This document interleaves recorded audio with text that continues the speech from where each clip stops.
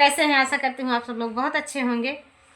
मैं एक बहुत ही प्यारा सुहाग गीत लेकर आई हूँ, आप लोग सुनिए और जैसे लगे कमेंट बॉक्स में ज़रूर बताइएगा। तो चलिए हम आपको सुहाग गीत सुनाते हैं। अरे तीना पहर सीता बेनिया डोला मई, अरे बेनिया डोला मई, अरे एक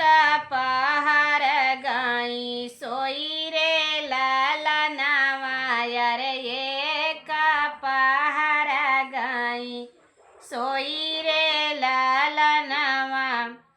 अरे हाथवा कई बेनिया हाथे से छूटी गईली, हाथे से गिरी गईली,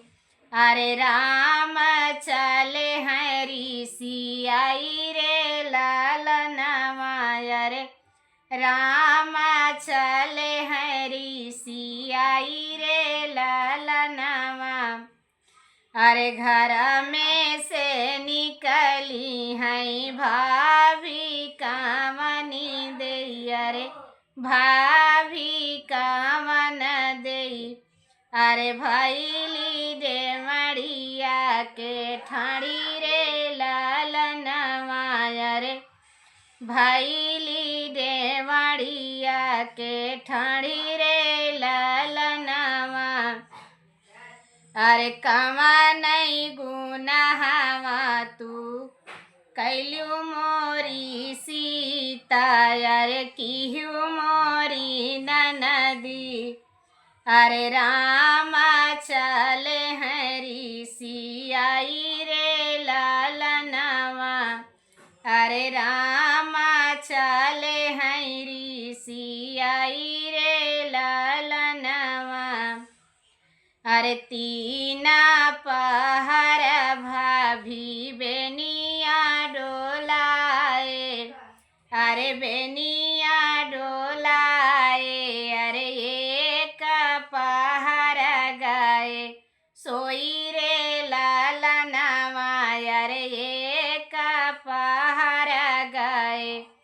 सोई रे लालनवा, अरे हाथे कई बेनिया हाथे से छूटी गईली, अरे हाथे से छूटी गईली, अरे रामा चले हैं ऋषि आई रे लालनवा, अरे रामा चले हैं ऋषि आई रे लालनवा, अरे हो तई सवेरे भाभी सूरज मनावई, अरे सूरज मनावई, अरे चंदा जैसी नदी हमारी रे लालनवा, अरे चंदा जैसी नदी हमारे रे लालनवा, अरे काहे के रूठावट मोरे नाना दोइया, अरे मोरा नाना दोइया, अरे हीरा जैसी नदी हमारी रे लालनवा, अरे हीरा जैसी नदी हमारे रे लालनवा, अरे हीरा जैसे नदी हमारा